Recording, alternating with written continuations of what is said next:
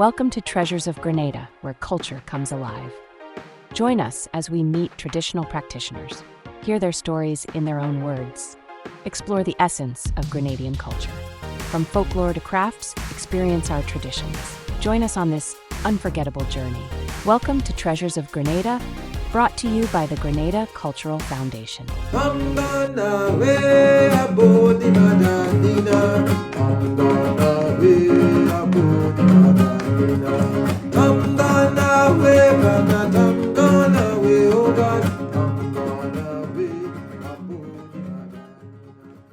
I think it was around 1978 or thereabout, I did a skit for the youth service. When I look back at it, sometimes I'm embarrassed, called 50 Years into the Future.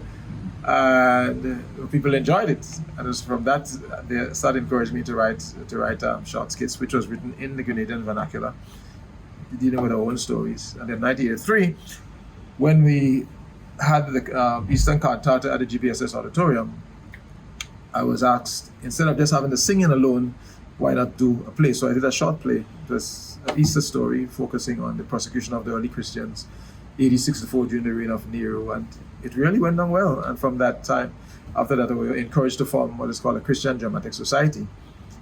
And in 1984, got a scholarship to go to Jamaica. And that's where the journey began.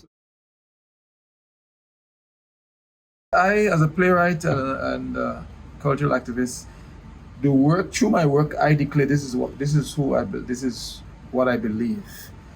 And I remember in early 90s, when incest was not a crime on the law books in Grenada, I was asked by, I think, Miss Jacqueline Cornwall, because she was lobbying the government and the relevant authorities to make incest a law, because that was always a problem here. And she was not getting any traction. So she came to me, asked me, Urias, can you please help us come on board to do a play? The kind of person I am, I always say yes. But then after a month or two, I said, but what did I get myself involved in? Because this is a very dark theme, a very dark subject. And when I write, no matter how serious the subject is, I always like to include the entertainment value.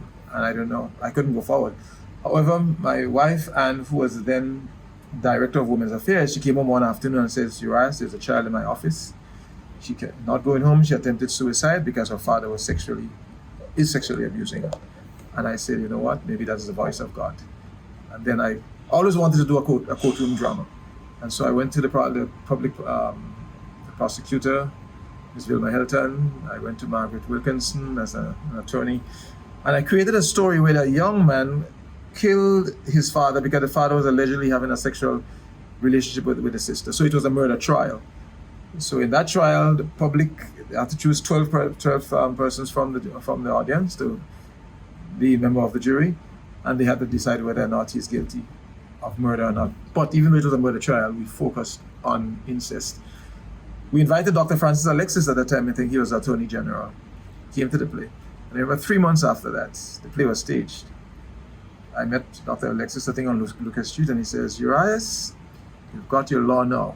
Incest is now a crime on the law books of Grenada. So to me, I think it shows how powerful the arts is, and I think that's one of my major achievements. I also, apart from just writing for the stage, I've written for the radio. I love doing writing for the radio. It's so much easier than writing for the stage. And on 2 occasions, I think there is the Caribbean Media Awards for Health Journalism. So any story that you would have written, whether it's a play, whether it's a documentary, whether it's a news item, every year, I think the World Health Organization and PAHO, Caribbean region, they had this competition. And the good thing here, on 2 occasions, through a radio drama, one was on child abuse, the other one was on HIV and AIDS and gender issues.